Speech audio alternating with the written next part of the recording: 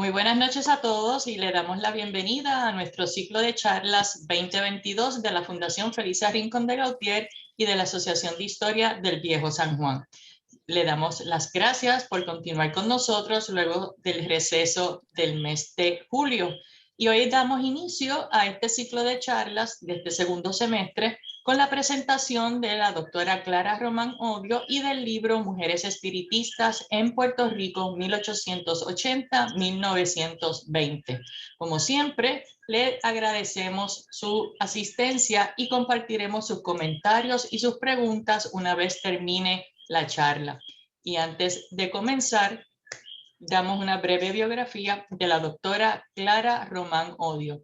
Es catedrática emérita de literatura latinoamericana y estudios latinos en Kenyon College, Gambier, Ohio, en Estados Unidos. Es autora del libro Octavio Paz en los debates críticos y estéticos del siglo XX.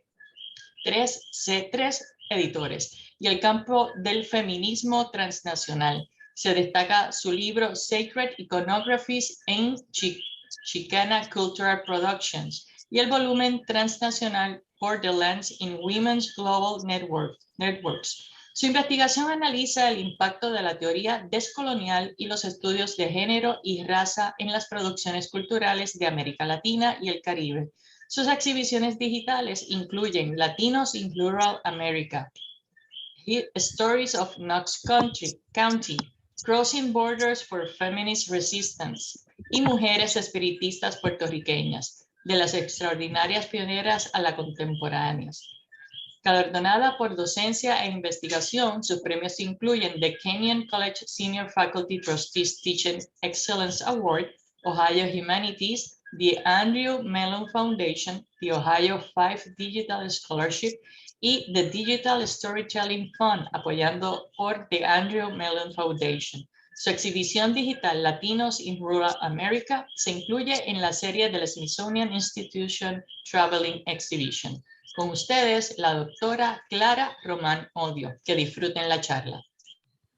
Buenas noches y muy agradecida de compartir con ustedes en la noche de hoy. Antes de comenzar, quiero agradecerle a la Fundación Felisa Rincón de Gautier y a su directora ejecutiva, Hilda Rodríguez, su generosa invitación a presentar en este apreciado museo mi más reciente investigación publicada en el libro Mujeres Espiritistas en Puerto Rico, 1880-1920.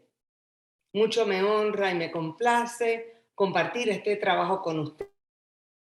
Además, me gustaría reconocer públicamente que esta investigación es el resultado de una extensa y fructífera colaboración entre mi persona y un grupo de amigos y colaboradores e historiadores puertorriqueños, quienes generosamente aportaron materiales de sus bibliotecas privadas, sin los cuales esta investigación no hubiera sido viable. El doctor Gerardo Hernández Aponte, la doctora Sandra Enríquez Siders y la doctora Carmen Romeo Toro, entre otros.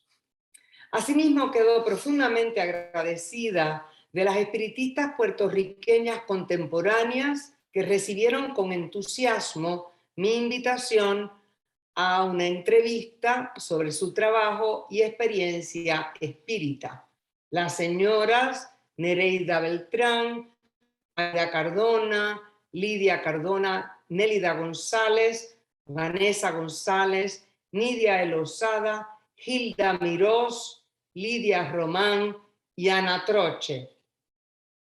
También agradezco a los especialistas en tecnologías digitales y a los estudiantes asistentes de mi institución, Kenyon College, quienes colaboraron por un periodo de 3 años en la producción y digitalización de estos materiales culturales hoy en día rescatados del olvido o de la pérdida. Finalmente, varias organizaciones apoyaron el desarrollo del proyecto. Andrew Mellon Foundation, Ohio 5, Great Lakes Colleges Association, and the Center for Innovative Pedagogy de Kenyon College. La investigación y producción del trabajo no hubiera sido posible sin el apoyo de estas organizaciones, amigos y colaboradores puertorriqueños. Comienzo compartiendo la imagen que escogí como portada del libro y de la exhibición digital que le dio origen. Se trata de una fotografía publicada por el periódico Fiat Lux de una asamblea espiritista celebrada en el Teatro Variedades en Bayamón, Puerto Rico, en 1915. La imagen me reveló varios datos fundamentales. Primero, para 1915, el espiritismo estaba bien establecido en la isla. El teatro está lleno. Segundo, el espiritismo promovía igualdad de raza, clase y género. Hay aquí representados individuos de varias razas, clases, y las mujeres ocupan lugares prominentes. Tercero, los niños asistían a estas funciones espíritas, demostrando que el espiritismo como filosofía moral se consideraba muy apropiado para los niños. El objetivo primario de esta investigación fue examinar la vida y la obra literaria y activista de espiritistas pioneras que, como practicantes del espiritismo, ayudaron a transformar la sociedad puertorriqueña durante su perturbadora transición colonial de España a los Estados Unidos. Analicé la relación espiritismo-mujer, abordando preguntas fundamentales que incluyen cuáles eran las condiciones de vida del puertorriqueño en general y de las mujeres en particular a finales del siglo XIX. ¿Cómo cambió el espiritismo la visión que estas mujeres tenían del mundo, de Dios y de su situación histórica? ¿Qué historias contaron y cómo cambió su literatura las ideas que circulaban en la sociedad de la época? Sabía que a finales del siglo XIX las mujeres puertorriqueñas habían jugado un rol fundamental en la promoción del espiritismo, pero no había nada escrito sobre sus obras primarias. Quería regresar al tema de la espiritualidad y las mujeres que había abordado en mi libro Sacred Iconographies in Chicana Cultural Productions. Además, conocía a fondo las agendas políticas y sociales de los feminismos transnacionales que había investigado para el volumen Transnational Borderlands in Women's Global Networks.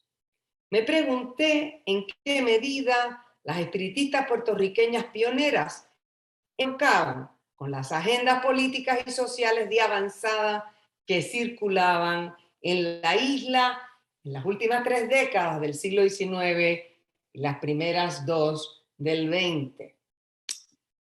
Los resultados de la investigación incluyen la exhibición y colección digital Mujeres espiritistas puertorriqueñas, de las extraordinarias pioneras a las contemporáneas. Esta es una exhibición bilingüe que contiene sobre 3.000 páginas digitalizadas que pueden acceder gratuitamente. También otro resultado fue la publicación del libro Mujeres espiritistas en Puerto Rico, 1880-1920. El libro lo publiqué al reconocer que muchos puertorriqueños en la tercera edad no utilizan computadoras o no pueden leer contenido extendido de un teléfono. Quería devolverle a la comunidad el regalo que nos ofreció al compartir sus archivos históricos e historias. Estos libros lo pueden conseguir en español en las librerías puertorriqueñas de la isla y de la ciudad de San Juan, y también en Amazon la versión en inglés. En cuanto a los métodos, claro, el trabajo parte naturalmente de una investigación histórica. Los trabajos de Barceló Miller, Hernández Aponte, Fernando Picó, Enrique Saiders, Romeo Toro, Julio Ramos, Matos Rodríguez, Norma Ferrer, entre otros, constituyen una base fundamental de mi investigación. Pero como especialista de estudios literarios y culturales, me enfoco en el análisis de las obras primarias de nuestras pioneras.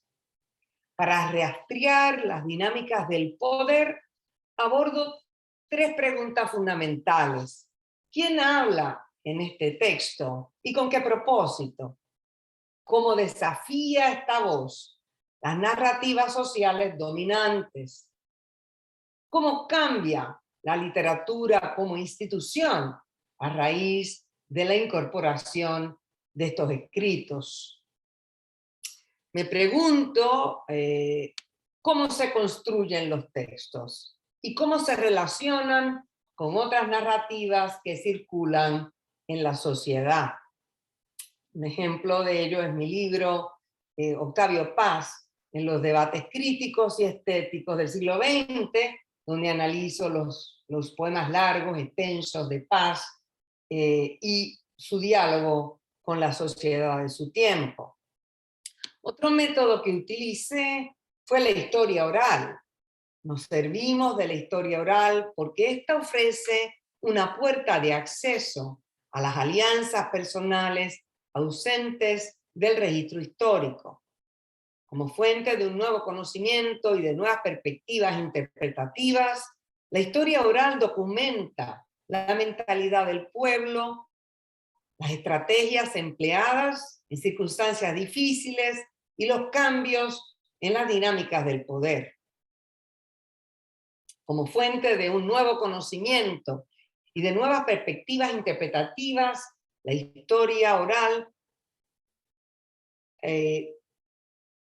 documenta esta experiencia. En este caso, las entrevistadas desarrollaron historias profundamente personales que cuentan lo que el documento oficial no contó. Y estas entrevistas están en la exhibición del trabajo, en la exhibición digital. En la noche de hoy me enfocaré en las escritoras pioneras del espiritismo puertorriqueño y en las contribuciones que hicieron a la sociedad de su tiempo. Pero antes hablaré un poco de las condiciones de vida del puertorriqueño en general y de las mujeres en particular a finales del siglo XIX. Como explica nuestro afamado historiador puertorriqueño Fernando Picó, en el siglo XIX el puertorriqueño vivía en una sociedad esclavista y represiva en la que la independencia y la abolición de la esclavitud eran sinónimos de radicalismo político. El café, el azúcar, el tabaco dominaban la producción agraria y como resultado la salud pública sufría consecuencias terribles. La malaria, la bilharzia y el paludismo crecieron como resultado de los canales de riegos de la costa y la humedad de los cafetales del interior propició la anemia y la tuberculosis. En 1868, el Grito de Lares representó los intereses de todos los sectores del país. Para los esclavos era la abolición, para los jornaleros el fin de las libretas, para los agricultores eliminar la explotación por parte de los comerciantes peninsulares y para los profesionales la oportunidad de jugar un papel en la dirección y en la administración de los asuntos del país. El sufragio se limitaba a los varones mayores de edad. En cuanto a la instrucción de la mujer, aunque mejoró gracias a la reforma educativa de 1880, no les ofrecía a las niñas mayores oportunidades de desarrollo intelectual.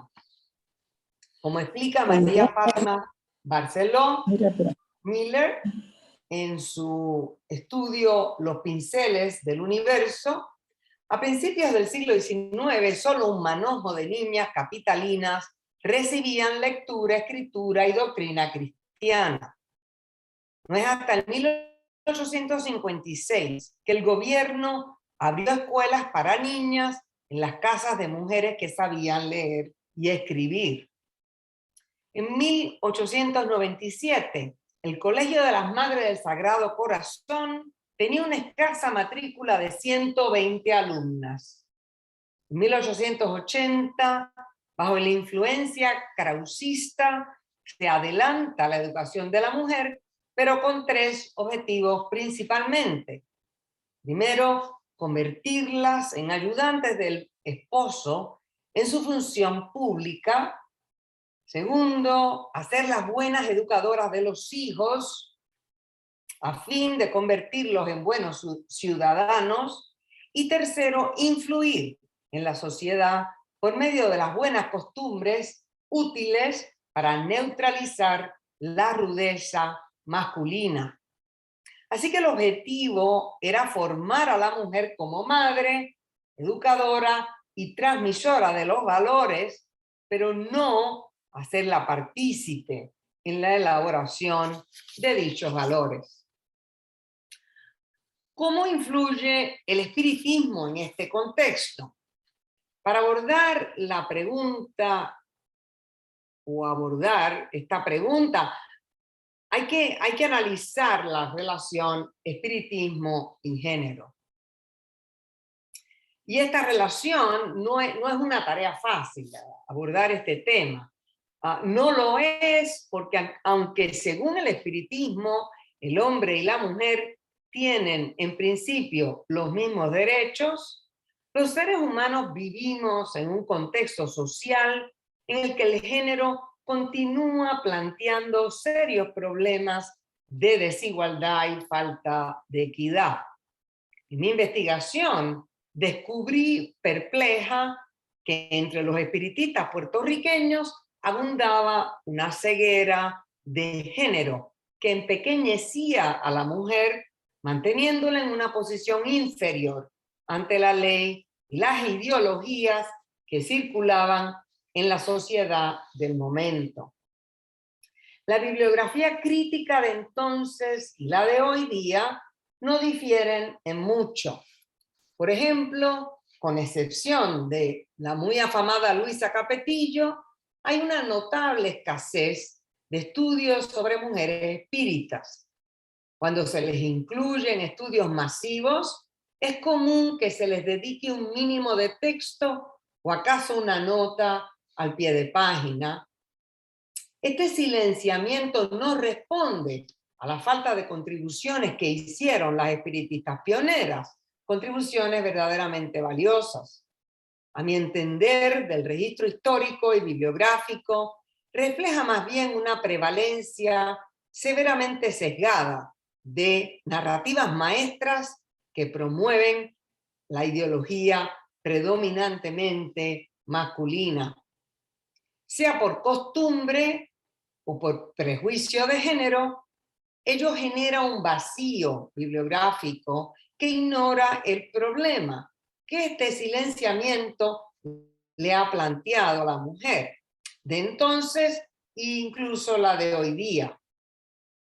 Sin lugar a dudas, el caso de Puerto Rico es particular, pero me servirá para ilustrar el problema y para ofrecer alternativas que espero nos ayuden a abandonar una dicotomía de género que a todos nos perjudica.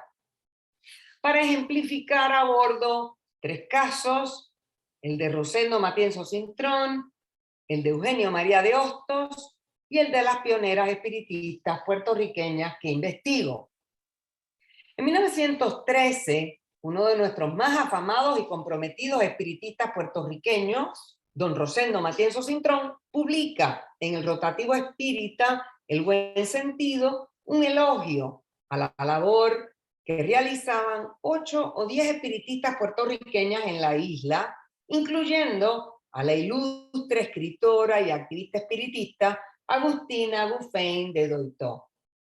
A todas ellas las calificaba como, cito, apóstoles desinteresados y abnegados del espiritismo, a quien les inspiraba el buen deseo de hacer e ilustrar a los incrédulos. Hay que notar que a pesar de tratarse de un elogio, Matienzo Cintrón caracteriza a las mujeres como apóstoles desinteresados, abnegados e inspirados, calificativos que reafirman el prejuicio de género que empequeñece a la mujer por considerarla un ser poco racional, sino infantil. En contraste, 40 años antes, en 1873, nuestro ilustre filósofo puertorriqueño, Eugenio María de Hostos, hacía una virtuosa defensa sobre la educación científica de la mujer en sus discursos leídos en la Academia de Bellas Artes, Bellas Letras de Santiago de Chile. Explicaba Hostos, y cito, la mujer como mujer, antes que amada, antes que esposa, antes que madre, antes que encanto de nuestros días, es un ser racional que tiene razón para ejercitarla y educarla y conocer la realidad que la rodea. Impedir conocer esa realidad es impedirle vivir de su razón, es matar una parte de su vida. Fin de cita. Lamentablemente, los inteligentes argumentos que Hostos monta en la educación científica de la mujer pasan virtualmente desoídos por la historia puertorriqueña y latinoamericana. Creo que si se releyeran los discursos de Hostos, tal vez se abandonarían las posiciones cómodas que predican, pero aún no actúan la igualdad y equidad de género. Esto lo demuestra la historia misma y el olvido en el que cayeron nuestras mejores escritoras espiritistas en Puerto Rico, sin más razón que el hecho que la cultura dominante de entonces, incluyendo la espiritista, no le dio la importancia que merecían.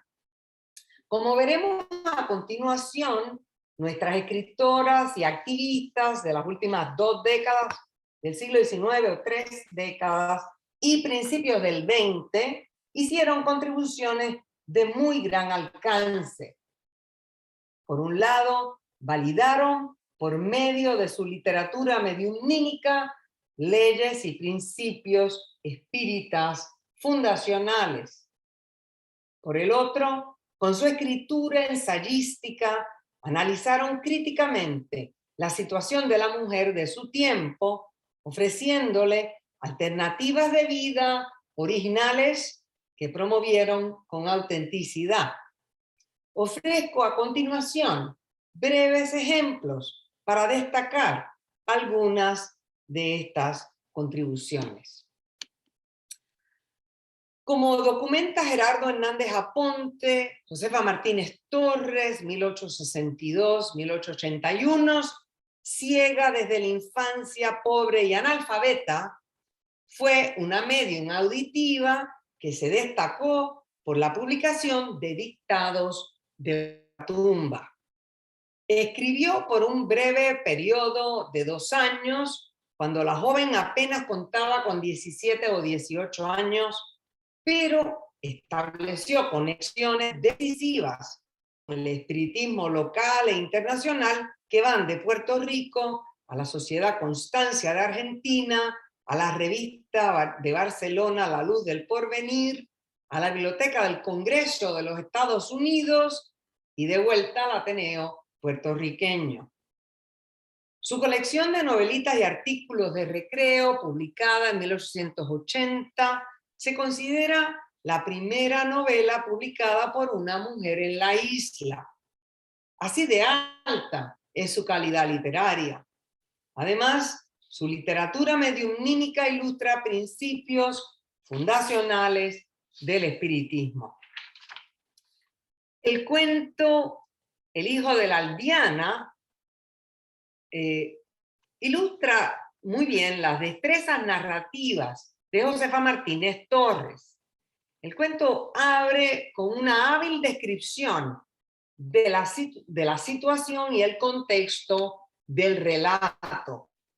En la primera dice, cito, era Dolores una pobre aldeana que solo contaba con el escaso recurso que se proporcionaba vendiendo frutas. Fue casada con un pobre jornalero y al año de haber tenido un niño, la pobre Dolores quedó sola con su hijo. Arturo se llamaba. Dejo la historia de la madre y paso a la del niño. Fin de cita. La primera oración del cuento transcurre un año y se sitúan los personajes en cuanto a clase y condición. Dolores, la aldeana, y su esposo jornalero de escasísimos recursos, y el niño Arturo, huérfano de padre al año de nacido. La intervención directa de la narradora en la siguiente oración demuestra su agilidad discursiva. En ella identifica sin demora al protagonista de la historia, el niño Arturo. La historia de Arturo es sencilla. Se trata de un niño de una inteligencia superior. Nadie lo superaba en la escuela. Un día, sentado en el tronco de un hermoso castaño, con la cabeza inclinada y la mirada puesta en el verdor a sus pies, ve en su mente la imagen de una hermosa joven montada en un fogoso corcel. Regresa a casa y le dice a su madre que quiere seguir el arte de la pintura. La madre, pobre, le explica que necesitaría un maestro, pero el niño la convence, regresa al bosque y pinta la imagen que había visto en su pensamiento. El cuadro del niño fue presentado a los mejores maestros y pagado a buen precio, proporcionándole los medios para progresar en su arte. De modo que, cito, los mejores cuadros que existían en París eran pintados por el hijo de la humilde pastora. Breve y veloz, el hijo de la aldeana une lo cotidiano y lo espiritista para comunicar la idea espírita, que el alma viene equipada con inclinaciones y talentos particulares, con propósito de evolución humana. Independientemente de su condición social, el ser humano tiene la opción de escucharse y trabajar para desarrollar sus ideas. Arturo no sabía si soñaba o si estaba despierto cuando vio en su pensamiento a la joven montada en el blanco corcel. No obstante, la imagen lo arrebató y venció los obstáculos para pintar aquella aparición. El cuento cierra afirmando la trayectoria artística de Arturo, convertido en el mejor pintor de París. ¿Cómo pudo Arturo pintar aquella imagen? ¿Cómo la pudo ver y escribir Josefa Martínez Torres si era ciega, pobre e inculta? La vida del personaje y la de nuestra valiosa escritora puertorriqueña representa una máxima espiritista que León Denis explica en Juana de Arco, medio. Dice el escritor que el espíritu existe con antelación al cuerpo, que antes de su último nacimiento en la tierra ha recorrido largos periodos de tiempo viviendo en muchos ambientes y que vuelve a descender al mundo en cada nueva encarnación con un acervo completo de cualidades, facultades y aptitudes provenientes de este oscuro pasado que atravesó. A mi parecer, esto explica muy bien que nuestra extraordinaria joven de la cantera, Josefa Martínez Torres, ciega y humilde como fue, Escribió lo que escuchó con gran genio literario en un escaso periodo de 2 años, porque murió en 1881. El caso de Francisca Suárez González es igualmente relevante. Francisca Suárez González fue una escritora espiritista anticlerical que perteneció a la primera promoción de espiritistas puertorriqueñas, un grupo de mujeres educadas, activas en el estudio y en la experimentación espírita. Suárez también era ciega, pero según la propia autora, en una carta que le escribe a Federico de Getó, recibió la educación de su madre, que ejercía la profesión de obstetricia. Suárez también era una medium semimecánica, y sus dictados de ultratumba se difundieron por toda la geografía insular y española. En su conocido dictado Un monasterio por dentro, dictado de ultratumba por el espíritu de María del Pilar, publicado en 1885, narra la historia de María del Pilar, un personaje histórico, hija del marqués de Santa Cruz. Su padre la ingresa a un monasterio en 1571 para separarla de su enamorado por ser hijo de su enemigo. ¿Qué ofrece un monasterio por dentro que captura la atención del público? ¿Quién habla en este texto y con qué propósito? ¿Cómo desafía dicha voz los discursos dominantes? ¿Cómo cambian los dictados de Suárez la literatura de su época, atrapada en jerarquías de raza, clase y género, como lo ha demostrado José Luis González en Literatura y Sociedad en Puerto Rico? Estas son algunas de las preguntas que procuro responder. Sin lugar a dudas, la obra de Suárez hace una crítica feroz al Estado, la Iglesia y el poder patriarcal.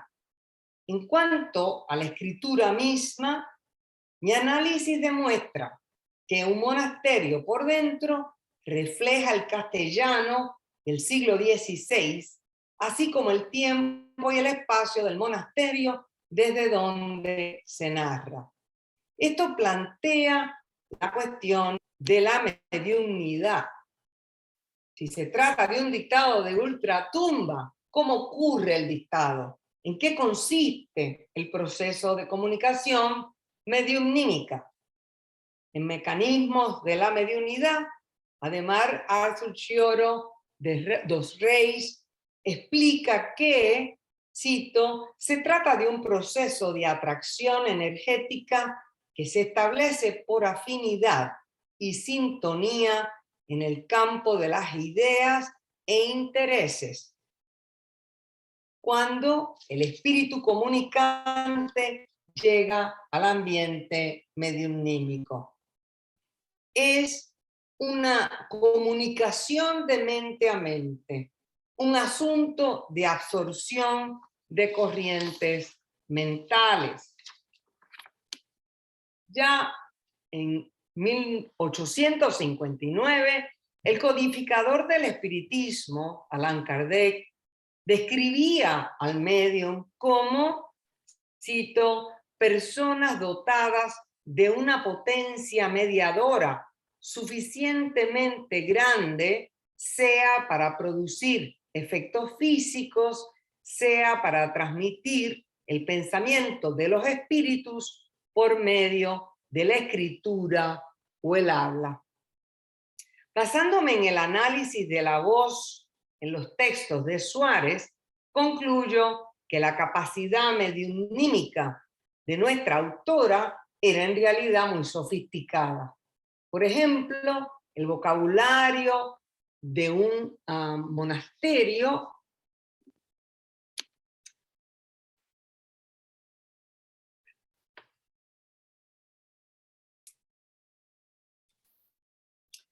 es decididamente culto para hablar de su existencia secreta y oculta en el claustro. María del Pilar la llama un arcano, Este vocablo, como el vocabulario en general de la obra, pertenece a la corte, a la iglesia y a la clase educada de la época.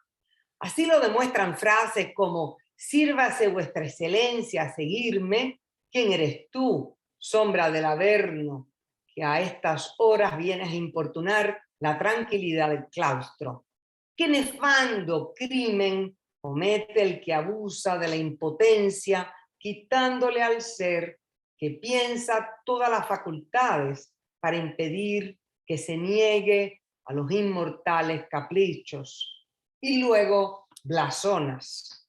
En los 4 ejemplos se registra un vocabulario clásico, absolutamente culto y justo dentro del marco espacio-temporal del siglo XVI español. Muy distinto es el caso del lenguaje de Suárez, o que Suárez emplea en sus ensayos y artículos periodísticos.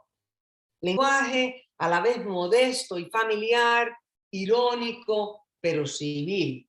Por ejemplo, en 1899, Suárez publica Refutación al vicario capitular. El vicario capitular era el representante del poder eclesiástico máximo en la isla. El debate que se plantea en Refutación se centra en la necesidad, según el vicario, de mantener los cementerios católicos libres de protestantes, suicidas y excomulgados.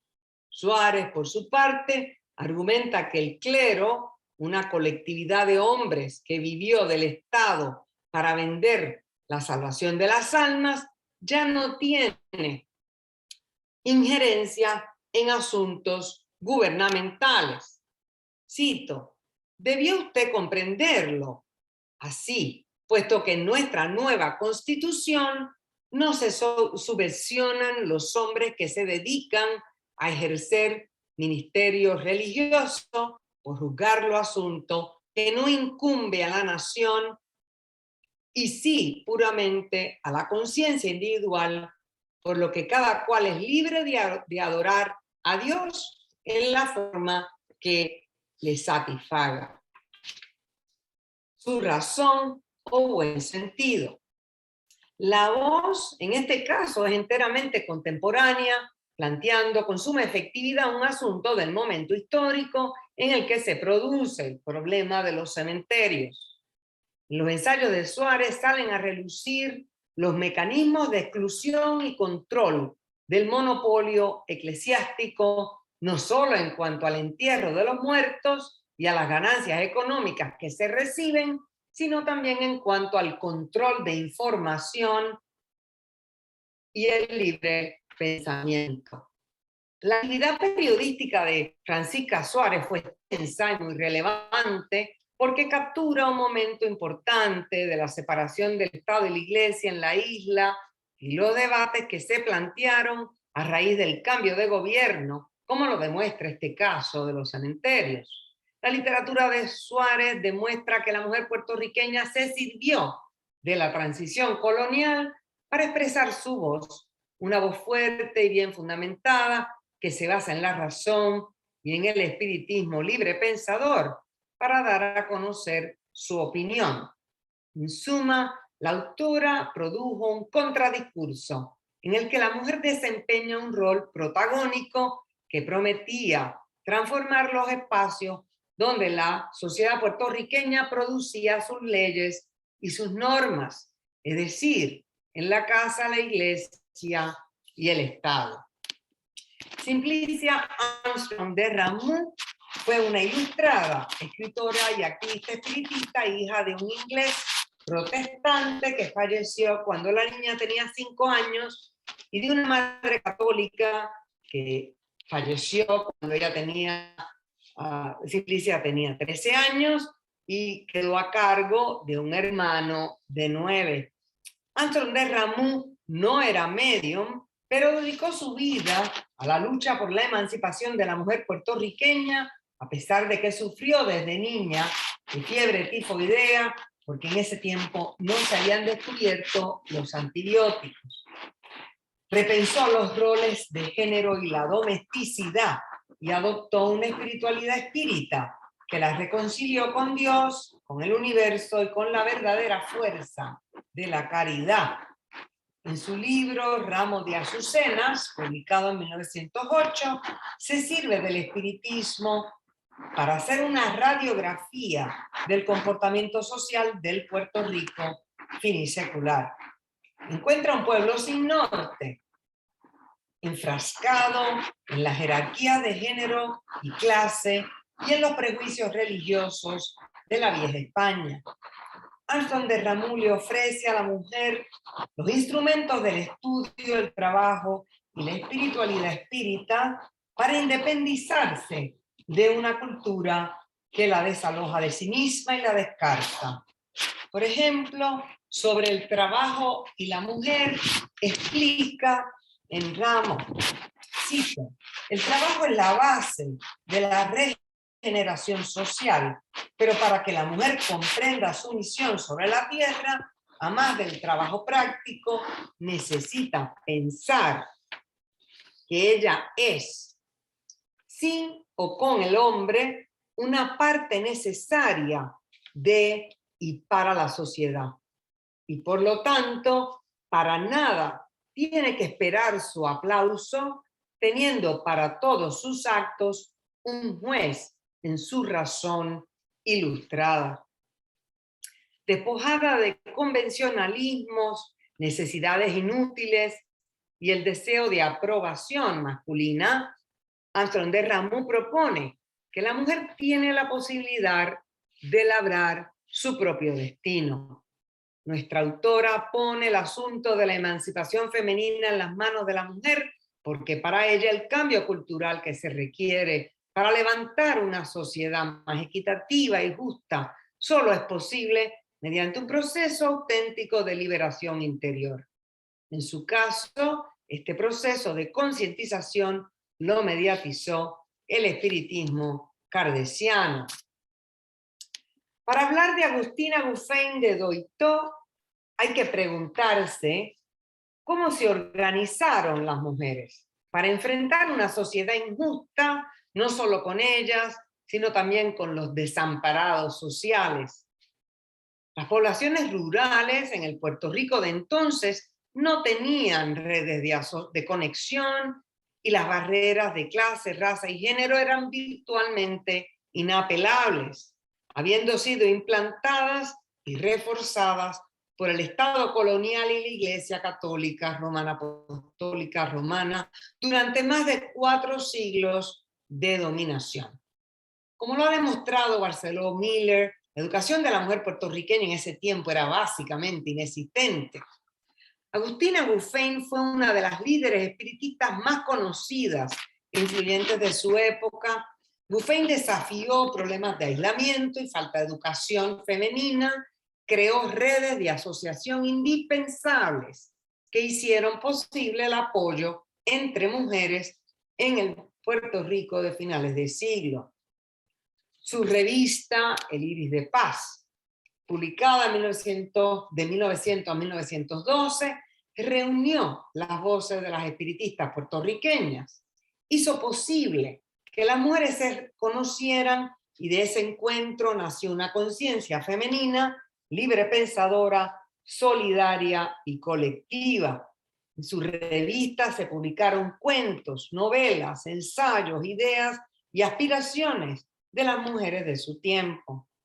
El esfuerzo autodidacta que el Iris de Paz promocionó es importantísimo porque movilizó la emergencia de una cultura popular que desafiaba la cultura letrada del Estado y la Iglesia.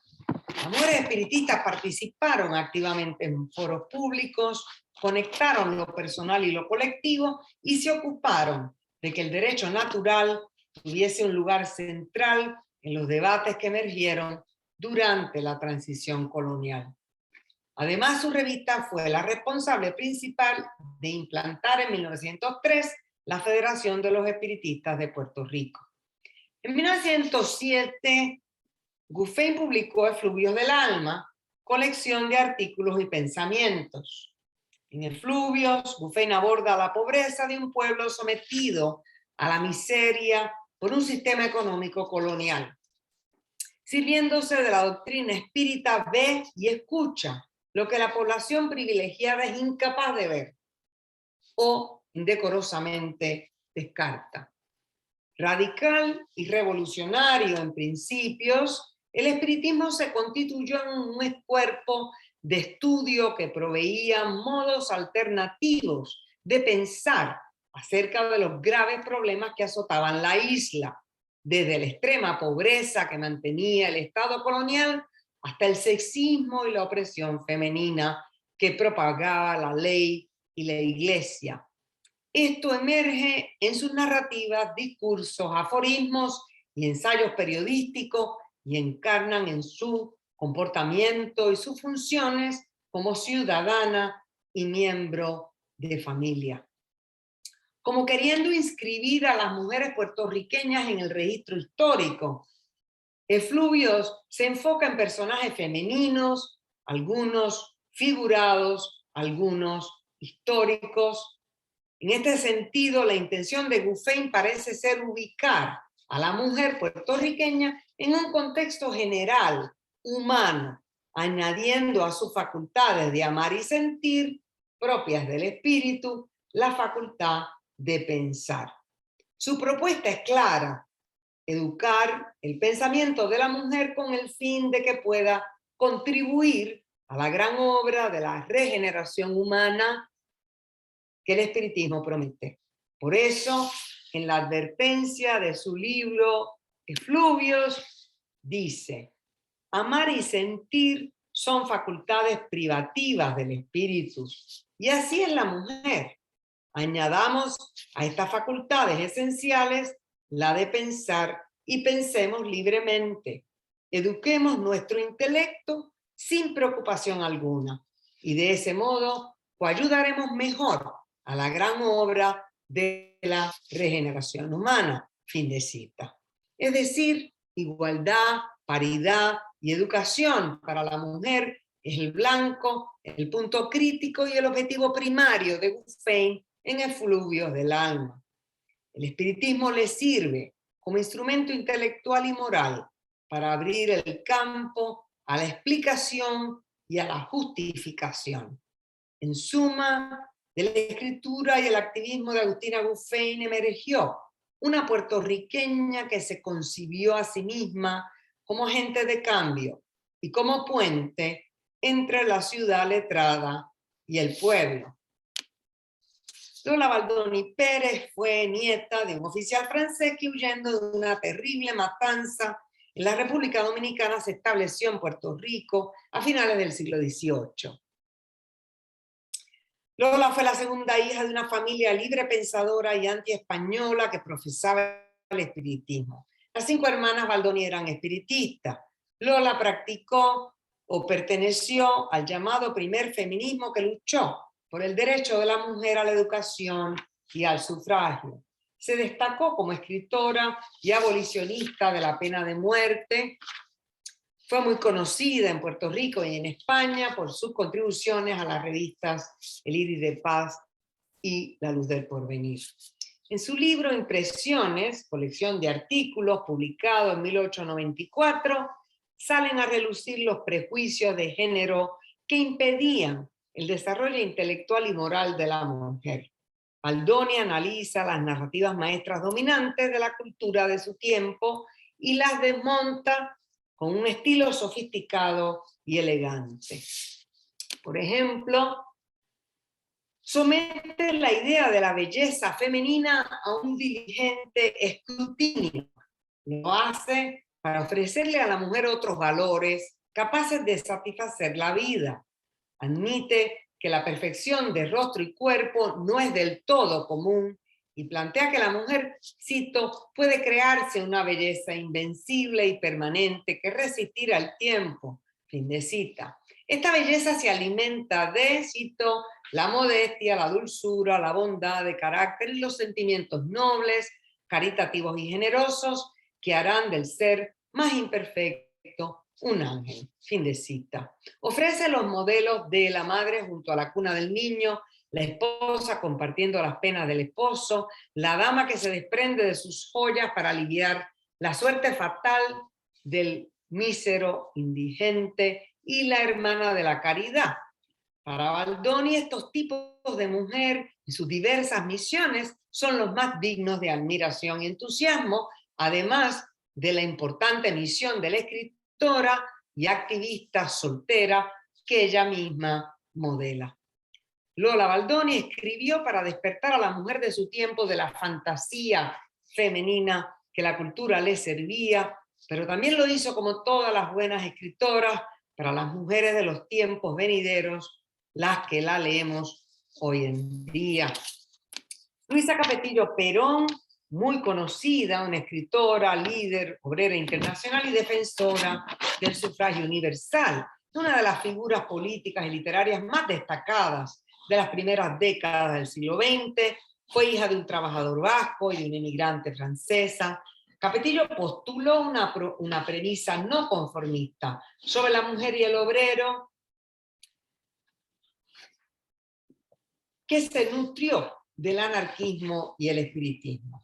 Fue líder de la Federación de Trabajadores y escribió en periódicos y revistas de la clase obrera. Un dato interesante de Capetillo es que trabajó como lectora en las fábricas de despalillado y manufactura de tabaco, donde leía en voz alta la prensa anarquista internacional, literatura, ensayos filosóficos y noticias locales e internacionales de interés para los trabajadores.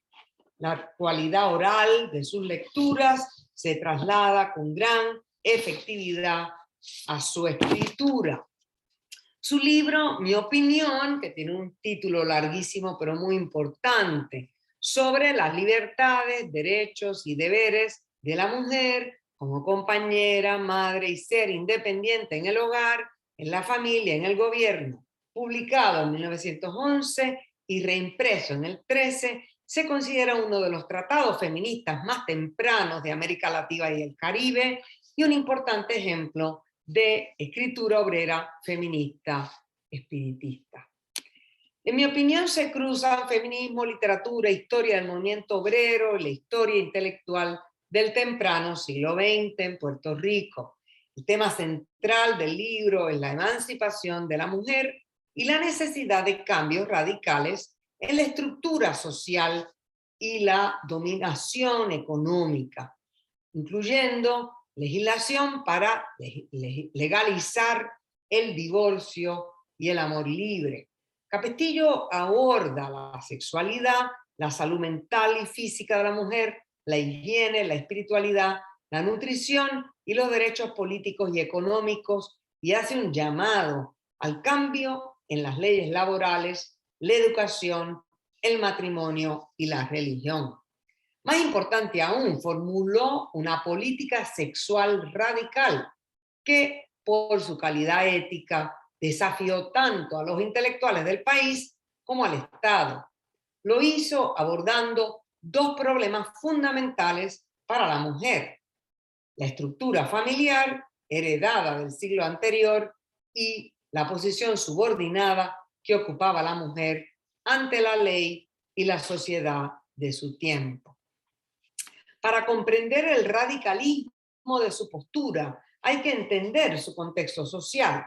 En cuanto a la estructura familiar desde el siglo XVIII, la Iglesia y el gobierno colonial español había predicado en contra del amancebamiento, campaña que perjudicaba a la mujer y que se intensificó en el siglo XIX.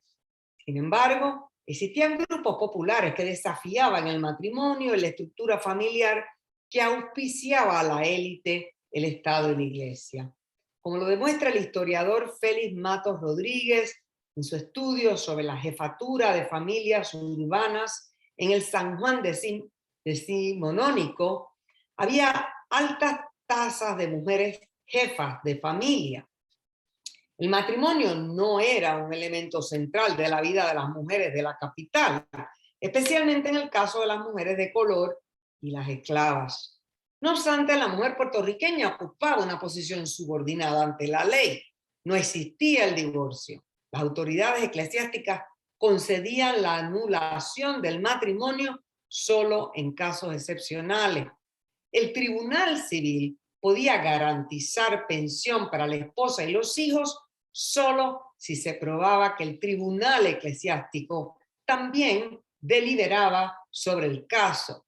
La sexualidad se trataba, en el caso de la mujer, como un asunto de honor. Luisa Capetillo confrontó la desigualdad e injusticias que padecían las mujeres de su tiempo a raíz de una política sexual injusta, sostenida por la estructura familiar, los padres, el esposo y las costumbres, y por los rituales sociales y religiosos machistas, cimentados por la Iglesia y el gobierno. Yo diría que, en mi opinión, la crítica del capitalismo y el género se dan la mano. Anarquismo y espiritismo dialogan para desenmascarar el poder. Pasamos entonces a los hallazgos del estudio. ¿Cuáles fueron los hallazgos principales de este estudio? Bueno, el espiritismo es una filosofía que estudia y propone y demuestra que existe una relación entre los espíritus en la carne, como usted y yo, y los espíritus desencarnados. De esta relación se reciben unas enseñanzas que se codifican en una filosofía moral que afirma la igualdad entre el hombre y la mujer, la justicia social y la responsabilidad personal en la transformación de la conciencia humana. Como filosofía moral, el espiritismo les ofreció a las pioneras un marco conceptual que les permitió libertad de pensamiento para observar su sociedad de una manera crítica y afirmar principios acerca del género que antecedieron por décadas las ideas que en los años 60 del siglo XX se consideraban como feministas e innovadoras. Los textos que analizo demuestran que nuestras pioneras puertorriqueñas desarrollaron estas ideas mucho antes en su escritura. Estas fueron mujeres extraordinarias que enfrentaron una opresión abrumadora porque se les consideraba inferiores ante la ley y la religión.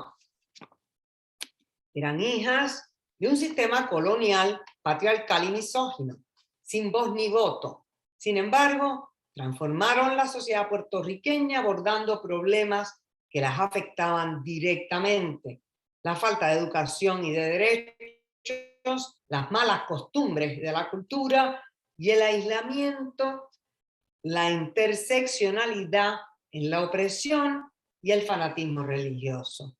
Fueron mujeres que pensaron y actuaron con libertad y pusieron el asunto de la emancipación de la mujer en sus propias manos. Para concluir, entonces, retorno a una pregunta esencial. ¿Cómo es posible que estas extraordinarias escritoras pioneras del espiritismo puertorriqueño hayan permanecido en el olvido? ¿Por qué aún hoy día no se utilizan sus textos en el estudio de la historia del espiritismo en general? ¿Qué es lo que obstaculiza que sus obras se coloquen a la par de los grandes escritores de nuestro país? Si la mujer continúa siendo víctima de una fuerte violencia social, ¿por qué continuamos ignorando los conocimientos que han producido estas mujeres? Conocimientos que nos ayudarían a transformar nuestros pensamientos y prejuicios más profundos. En la noche de hoy los invito a leer y a enseñar estas obras. Tal vez, si lo hacen, podremos decir con el poeta brasileño Tiago de Mello que por fin, cito, el hombre se sentará a la mesa con el corazón limpio porque la verdad será servida antes de la sobremesa. Entonces, como cuando se publica un libro, algo se lee del mismo, cierro esta conferencia leyendo la postdata, un texto breve donde resumo mi respuesta personal al estudio. Y dice así: este trabajo Me llevó a enfrentarme como nunca antes al libre albedrío y a la responsabilidad personal que tenemos de pensar y actuar día a día con amor y caridad con uno mismo y con los otros. Al cabo de este peregrinaje entendí la gran necesidad de hacer un esfuerzo verdadero para crecer a diario, porque para que nuestro espíritu crezca el tiempo es infinito, pero cada oportunidad de crecimiento es única. Hay mucho de nosotros mismos que no conocemos o que no queremos conocer. Vale la pena conocerlo y ponerlo ante Dios. Cuando pedimos ayuda para abordar los retos que nos plantea nuestra propia conciencia, vienen ayudadores materiales y espirituales a dárnosla. Se requiere aprender a descansar en Dios, silencio y también autocuestionamiento, callarse y escuchar, para poder transformarnos a nosotros mismos utilizando los dos instrumentos más valiosos que Dios nos otorgó, la inteligencia y un sentido moral, caritativo y bondadoso. Hasta que no lo aprendemos, nos repetimos, tratando de desenredarnos sin saber cómo. Cuando lo aprendemos, la vida se vuelve pausada y pacífica, un camino abierto de respeto a la libertad propia y a la libertad absoluta de nuestros semejantes. Esa visión del ser humano como una entidad amorosa y libre, con una oportunidad eterna de regresar a la verdad y al fundamento inteligente y amoroso, ofrece mucha paz. Así se llega a conocer poco a poco la altura del Maestro Jesús y la misericordia de Dios. Esto me lo enseñaron los textos de las pioneras espiritistas puertorriqueñas y las historias orales de las contemporáneas. Muchas gracias. Muchísimas gracias por esta presentación, Clara. Vamos a pasar ahora a las preguntas y comentarios. Como se tarda siempre un poquito el Facebook, voy a aprovechar y voy a dar el anuncio de la charla que tendremos el próximo jueves. Se titula Desarrollo y Evolución de los Municipios, conferencia ilustrada basada en ensayos del doctor Rafael Torrech, y corresponde a la Enciclopedia de Puerto Rico de la Fundación Puertorriqueña de las Humanidades. Así que le esperamos el próximo jueves. A los interesados, recuerden enviar un correo electrónico a museofeliza@hotmail.com para recibir el enlace de la misma. Pasamos entonces a las preguntas y comentarios. Norma Carrión solicita si puedes repetir el lugar donde se encuentra el archivo pictórico. El archivo pictórico quiere decir la fotografía del Fiat Lux, no estoy segura, entendí la pregunta. Se refiere a la fotografía de esta asamblea espiritista celebrada en el teatro, Variedades de Bayamón. Ese fue el único comentario. Vamos a esperar que si puede abundar en la misma. Si lo hace, pues le añado a la pregunta que ella realizó. Bueno, quizás está hablando de la exhibición.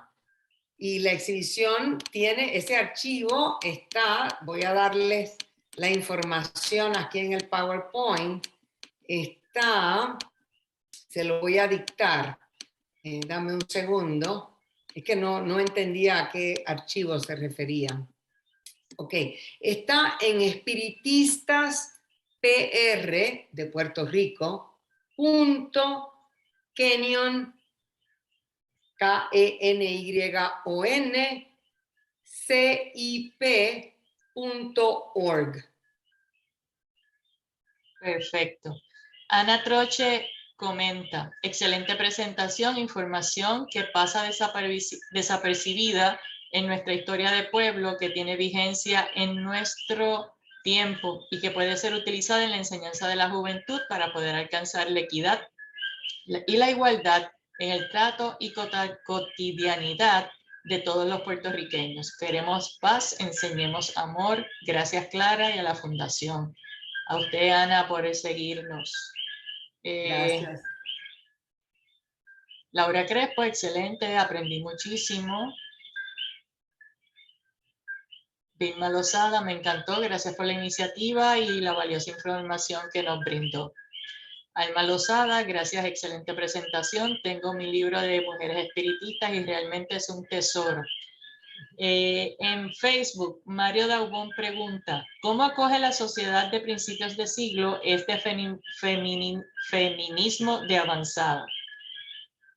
¿Cómo lo recibe? Quiere decir. ¿Cómo lo acoge? Sí, ¿cómo lo ¿Cómo lo recibe? acoge? Sí, es interesante porque en ese momento está el movimiento espírita y están también los anarquistas, ¿verdad? Y aquí hay toda una gama de variedad en términos de radicalización. Yo no creo que estas mujeres se llamaban a sí mismas feministas, ¿verdad?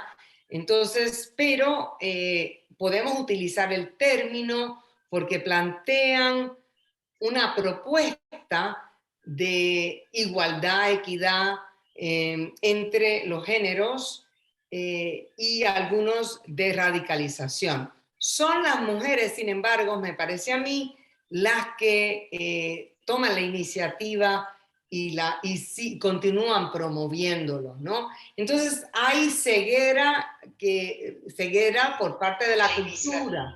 ¿Perdón? No, perdone acá. Hay ceguera por parte de la cultura que, aunque promueve principios, a veces no los actúa, ¿verdad? No los verdaderamente se mantienen ese pensamiento, bueno, retrógrada, vamos a decir, ¿verdad? Es muy difícil el cambio cultural, ¿verdad? Se requiere una práctica, una insistencia y un cambio de conceptos. Quienes generan los conceptos de cambio en tanto género son las mujeres. Y algunos hombres lo reciben con una apertura brillante, como Eugenio María de Hostos, y hay otros que lo quieren hacer, pero no lo hacen. Y eso no solo pasa a finales del siglo XIX, pasa hoy día, ¿verdad? Que aunque hay mucha gente muy liberada aparentemente, en realidad en sus acciones se demuestra la preferencia de todo lo masculino, ¿eh? Gracias. Pregunta Javier Rivas. Hoy día, ¿el movimiento espírita en Puerto Rico sigue teniendo vigencia? Muchísima. Eso fue uno de los descubrimientos más importantes que yo hice en esta investigación para la exhibición digital. Cuando yo entrevisté a estas mujeres, yo entrevisté a 10, 12 mujeres espíritas contemporáneas.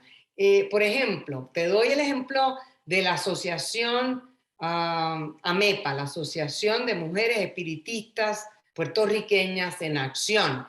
Esa organización fue fundada por otra pionera que no comenté en este caso por falta de tiempo y porque no publicó extensamente como las que presenté. Guillermina Massanet de Firmat fundó junto con otra colega esta organización espírita que es sumamente activa. En este momento tiene un grupo grande de socias que dirige la presidenta. En este momento es Nidia Elosada, la secretaria es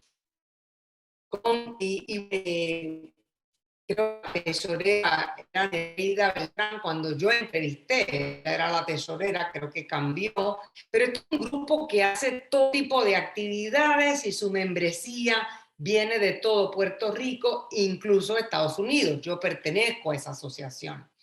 Hay centros activos que se reúnen todos los domingos. El Centro Amor al Bien en Cabo Rojo, de Ana Troche, que preside Ana Troche, es un centro activísimo. Renacimiento en Mayagüez es un centro activísimo que dirige Flavio Acarón, con la ayuda de un grupo de mujeres extraordinarias. Entonces, el espiritismo, la escuela espírita Allan Kardec en San Juan, que dirige José Arroyo, son escuelas grandes que tienen un impacto no solamente en Puerto Rico, sino a nivel internacional. Pertenecen a CEPA, es un grupo internacional panamericano, espiritismo panamericano, fundado hace bastante tiempo. Pertenecen a CIMA, otra organización internacional importante de Venezuela, y a las de España. Entonces hay un diálogo activísimo dentro de la isla y de los isleños con el panorama completo, el mapa internacional. Nos acompaña Lidia Lozada de AMEPA, está en el Zoom. Nos pregunta Jerry Lectora, ¿qué relación había con los masones y Rosacruces? Muy buena pregunta. Los masones eran muy amigos de los espiritistas, y no solamente en Puerto Rico. No sé del segundo grupo que menciona verdaderamente, pero los masones eran muy amigos y forman organizaciones internacionales de espiritistas y masones. Por ejemplo, hay una en Francia, que se llama algo así como es un grupo sobre el pan, alimentan al pobre, y hay en ese grupo masones, espiritistas y otros grupos asociados que colaboran juntos. Tienen unos ideales muy parecidos, me parece a mí. Pregunta Norma Carrión. Las mujeres espiritistas entrevistadas son del llamado espiritismo científico kardeciano, entre paréntesis, y o del espiritismo folclórico. Eso es una buena pregunta. Son del espiritismo kardeciano. De hecho, yo hice estas entrevistas en el verano del 2019, en medio de la crisis del gobierno, cuando el pueblo demandó la bajada del gobernador Ricky. Y bueno, eran todas kardecianas. La pregunta era, disculpa. Si las entrevistadas eran de las kardecianas o eran del espiritismo folclórico.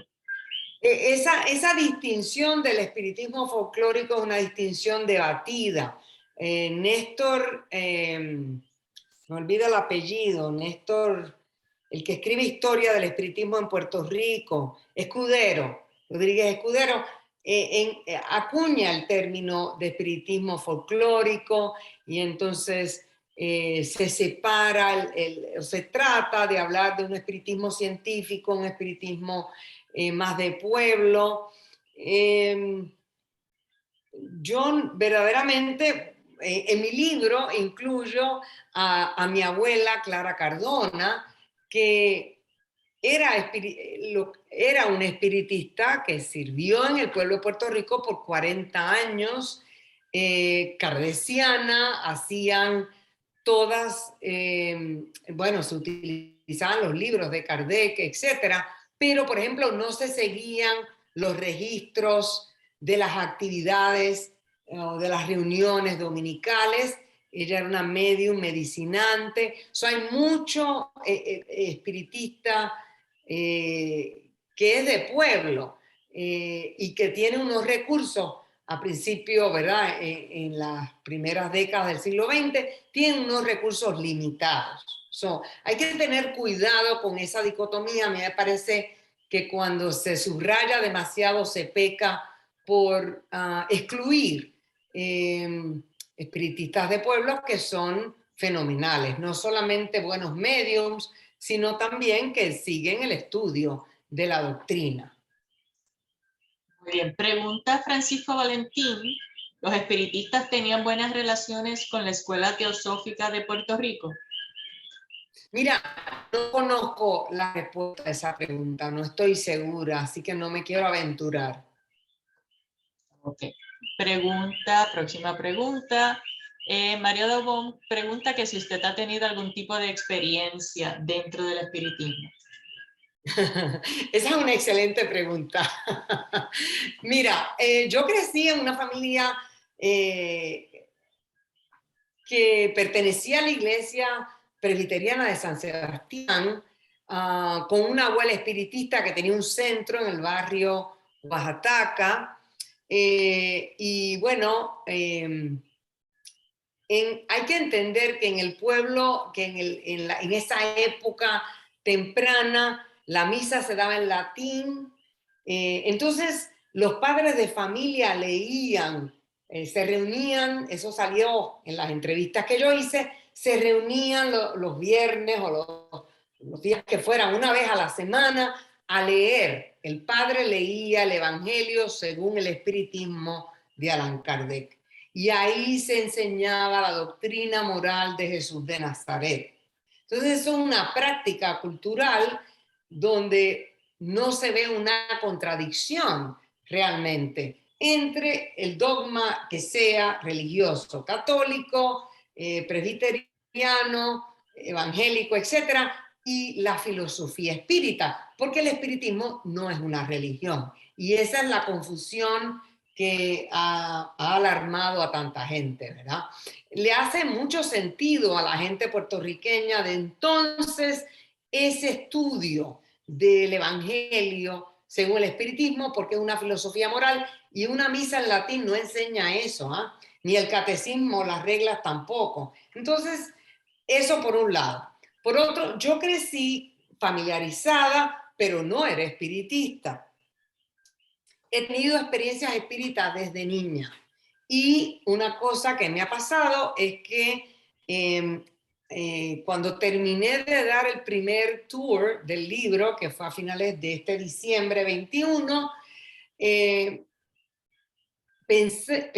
recordé muchas experiencias que he tenido, que se quedaron plasmadas en mi memoria, pero que estaban dispersas como un cielo estrellado, no había conexión entre ellas y gracias a una medium puertorriqueña que conocí de oído, Milagros Colón me compró 2 libros cuando yo presenté esto en AMEPA y uno era para esta otra medium puertorriqueña que reside en Ohio. Yo me morí de la alegría y esa persona me mandó un mensaje el 30 de diciembre, era un mensaje espírita que decía: del escondite más secreto de su alma emergerán los recuerdos escondidos en su ser.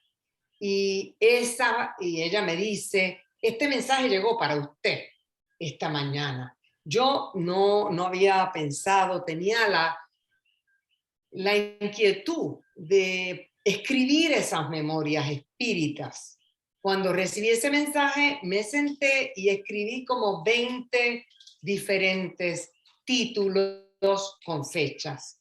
Y bueno, estoy escribiéndolas, así que no sé si las voy a publicar, pero ha sido una experiencia extraordinariamente enriquecedora para mí, para mi propio conocimiento de mí misma y de mi espíritu, para mi conocimiento intelectual de estos procesos. He crecido muchísimo y he escrito solamente por los primeros 2 meses del año, enero, febrero, un poco en abril, y tuve que parar porque he tenido otras demandas, pero sí he tenido unas experiencias espíritas que no había compartido y que ahora las estoy escribiendo. Gracias por preguntar. Otra de las preguntas que nos hicieron es ¿dónde se puede conseguir su libro? Bueno, en Puerto Rico está en la librería Laberinto, en la librería Mágica, en la librería Norberto González, en Río Piedras, está en Ponce, en El Candil, en Aguadilla, en La Casita, Books and Gifts, y hay una en Hormigueros, frente al Mayagüez Mall, que también por ahí está. Y bueno, se puede comprar en Amazon también, en español y en inglés. Yo cuando publiqué el libro lo puse exclusivamente en las librerías puertorriqueñas porque quería que fuera allí donde se vendiera, pero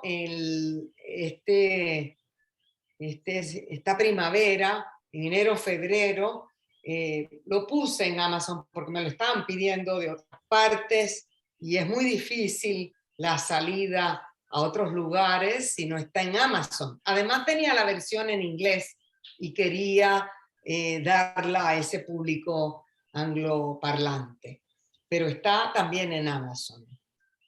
Preguntan si hay alguna manera para comunicarse con usted. Por supuesto, por supuesto. Mi correo electrónico, disculpen que no lo puse en la página inicial, es mis dos apellidos, Román Odio, seguido, y C de Clara, Román Odio C, @Kenyon, que es mi institución, igual como se ve en la pantalla, KENYON.edu.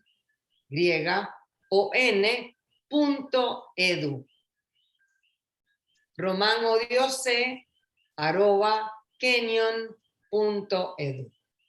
Lo compartí en el chat para que las personas puedan copiarlo como debe.